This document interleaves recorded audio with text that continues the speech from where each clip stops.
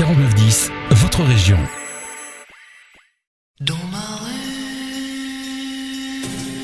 Radio 4910, au cœur de votre commune. Le dictionnaire des rues de Theux avec aujourd'hui la plus vieille rue de notre commune et même la plus vieille rue de notre marquisat, puisque au 8e siècle déjà, on y trouvait des habitations, on y trouvait en fait même une chapelle mérovingienne et puis à proximité une villa royale où est né, paraît-il, Charles Martel. Je vous parle bien sûr de la rue de la Chaussée. Rue de la Chaussée, c'est la rue évidemment qui passe devant notre église actuelle.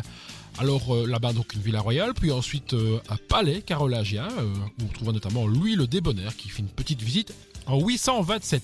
Le terme chaussée, première apparition en 1350, mais c'est surtout en 1771 lorsque la route pavée Liège-Spa l'emprunta que cette rue prit définitivement ce nom. La rue de la Chaussée regroupe sur un court trajet une trentaine d'immeubles que l'Atlas du patrimoine architectural qualifie d'œuvres dont la conservation est impérative. Parmi celles-ci, l'hôtel de ville de style Louis XVI, œuvre du célèbre architecte liégeois Barthélemy Digneff qui signa notamment également l'hôtel de ville de Spa. A noter également ce qui est actuellement la maison de repos Sainte-Joséphine, un immeuble de style Louis XVI construit en 1782 par un autre architecte liégeois réputé, Jacques Barthélemy Renaud, qui lui fut l'architecte notamment du Vauxhall de Spa.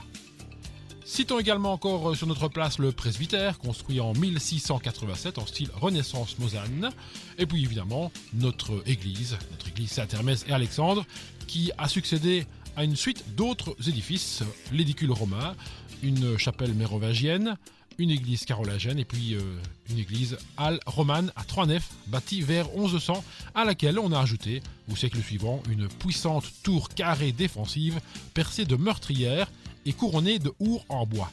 Au XVIe siècle, le chœur roman sera remplacé par un autre de style gothique.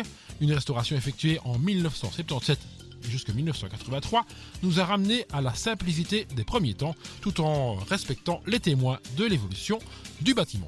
Encore quelques mots de la place situant devant cette église, c'est la place du monument, un nom relativement austère qui est lié à la présence du monument aux morts, construit en 1926, inauguré le 3 octobre plus précisément, qui associe dans un même souvenir le sacrifice des 600 franchimontois de 1468 et celui des combattants de la Première Guerre mondiale.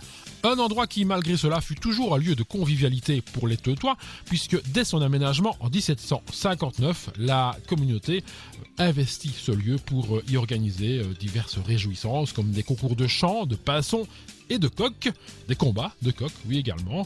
On y vit aussi monter des chapiteaux abritant les théâtres itinérants et plus tard les cinémas ambulants. À la Saint-Hubert, avec son marché de bêtes à cornes, c'était l'endroit le plus important de la foire. Le dimanche, à la sortie de la messe, des marchands y installèrent quelques échoppes, particulièrement des cordonniers herviens proposant leur spécialité, des souliers à clous. Un lieu qui a gardé donc sa convivialité jusqu'à aujourd'hui, puisque depuis quelques années, c'est là-bas qu'est organisé notamment le fameux bal aux lampions, ainsi que plus récemment le péquet flambé. C'était le dictionnaire des rues de Theux, une chronique inspirée du livre du même nom, écrit par Alex Gounet et édité par la chevalerie de l'ordre du Chuffin.